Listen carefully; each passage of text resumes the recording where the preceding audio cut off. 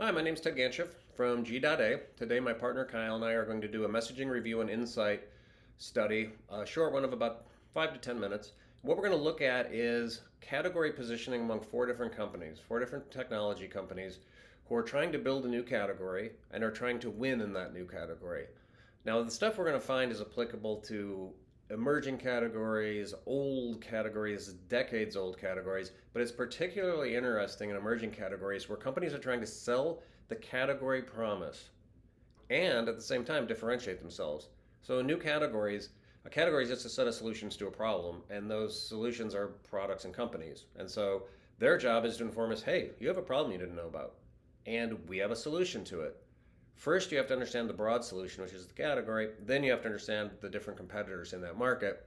Today, we're going to look at a really cool category, DIY healthcare employment. So, more than ever, healthcare workers deserve to chart their own futures. And so, these are basically comprehensive tools that empower healthcare pros to configure and perform really informed DIY job searches around pay, location, and things like that.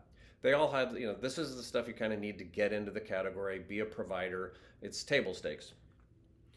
The companies we're going to look at today: Trusted Nomad Medical Solutions and Telecare. This is totally non judgmental, it's all observational. When we go into projects and try to kind of untangle these things, it's incredibly common to find that differentiators get lost when we're trying to sell a category. So, this is not in any way judgmental. What we want to look at: are they selling that category or are they selling differentiated stories? We actually, as I said, we actually help companies discover, align around, and articulate their most powerful messages. We've been at it a long time. We've done it for a lot of different companies, a lot of startups and big companies alike. So let's take a look at the messaging. First, let's look at Nomad. And so, one more time, I'll just flash this past you. Just keep it in your mind as we're doing this little investigation. Keep that description of the category in the back of your head. So we'll do Nomad first. So what we find in a lot of these companies is restatement of that category position in different voices.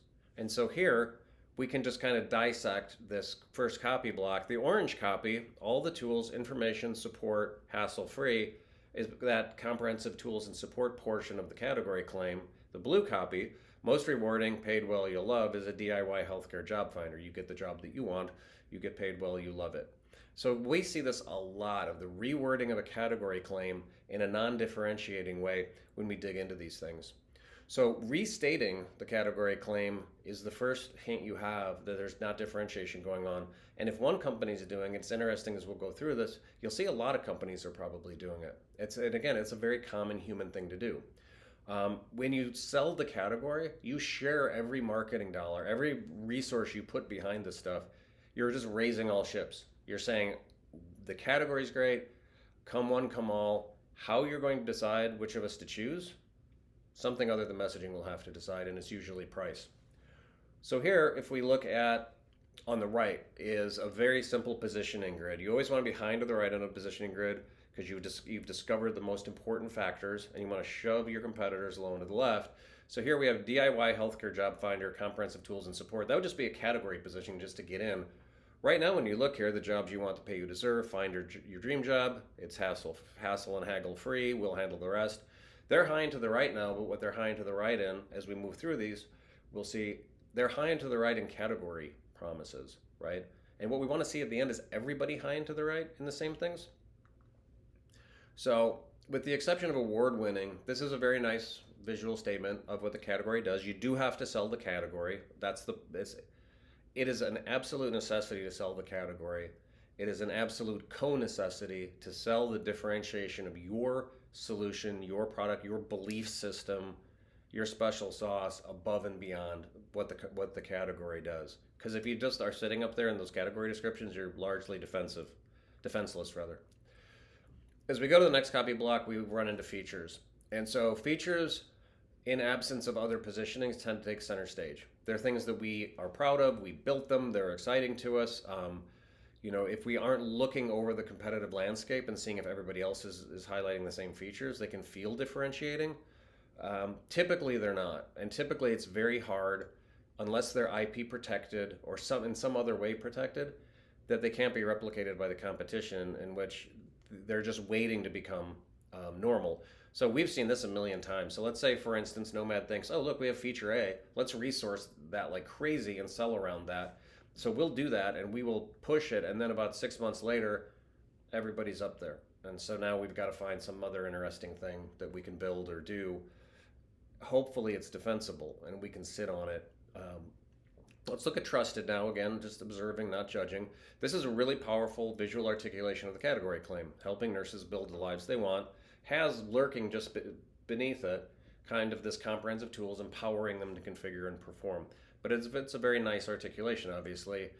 As you move down into the next copy block, you find out that they're building tools to support you. And again, tools and features are kind of this interchangeable synonymous term, and they are indefensible.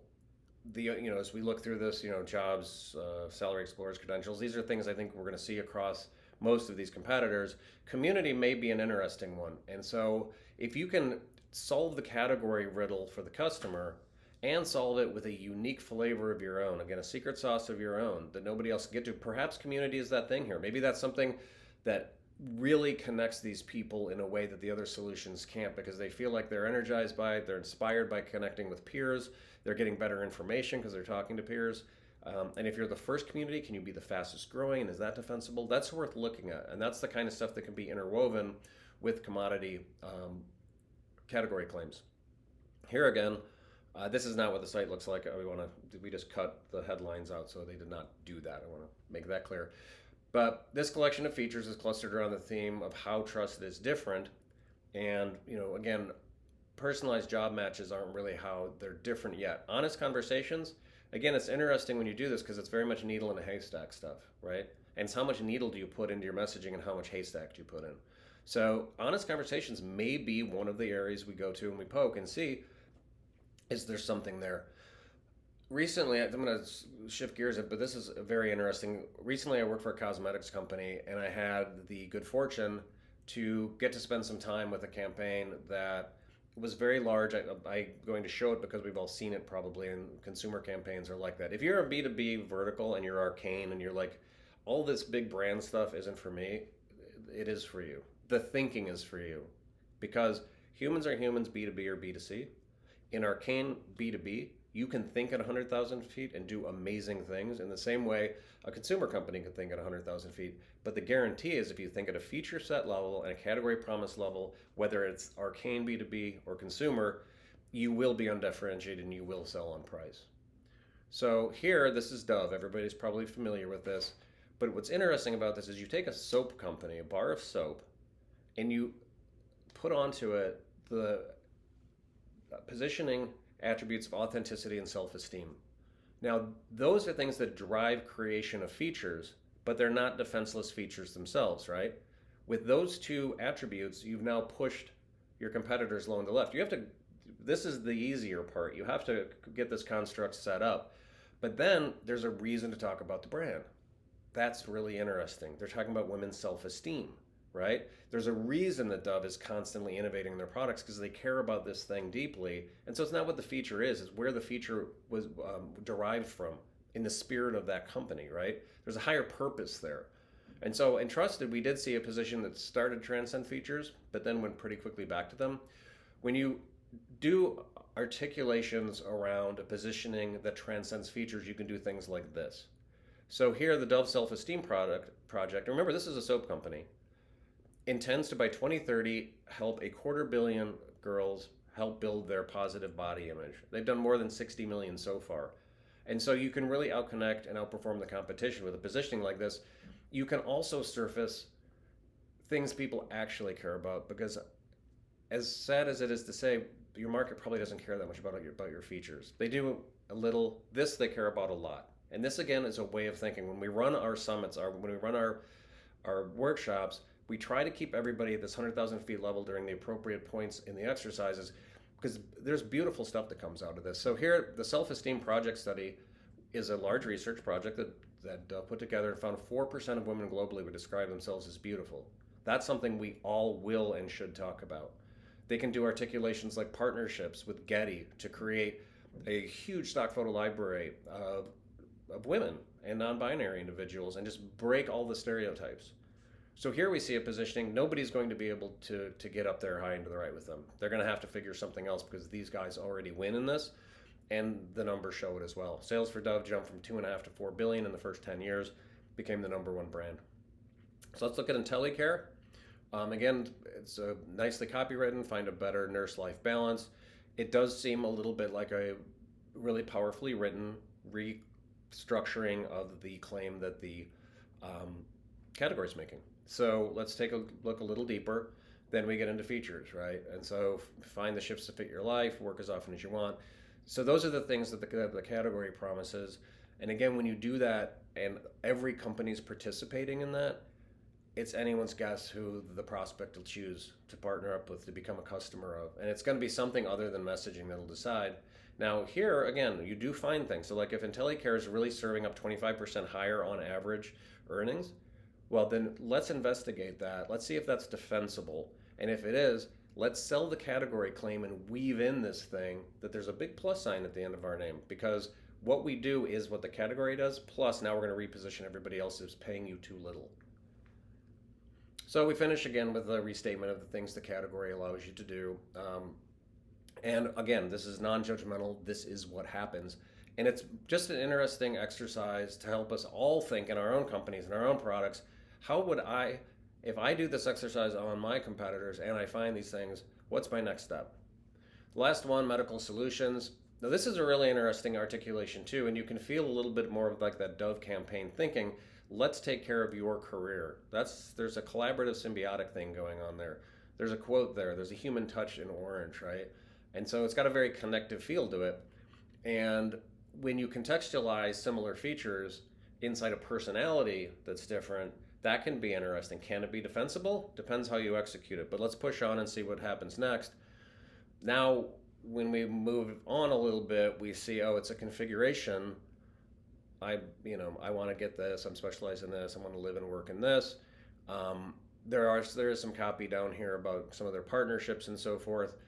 It didn't really pay off that human promise that we got up in the front. Is it a remessaging exercise? Is there something defensible in it? We just don't know. And again, getting started is easy as 1, 2, 3. We wrap up with a process instead of the features, and completing an app. You get a recruiter talks to you, and then the team handles everything, which is pretty much what we saw in that category claim. So we understand that conversions are critical. Quarterly numbers are really important, but what is largely misunderstood is that positioning gets you to those numbers faster. Positioning creates clarity. It denoises sales pitches. It denoises this kind of stuff.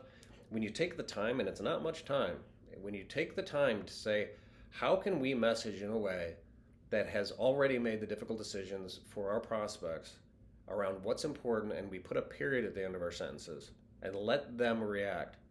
When you do that, success will follow. That, and if you do it properly, success will follow. And we're going to follow up with a video on how you can do that on your own. We're actually going to package our entire process we've worked on over 20 years, slides, the whole thing, and you can take that to your company.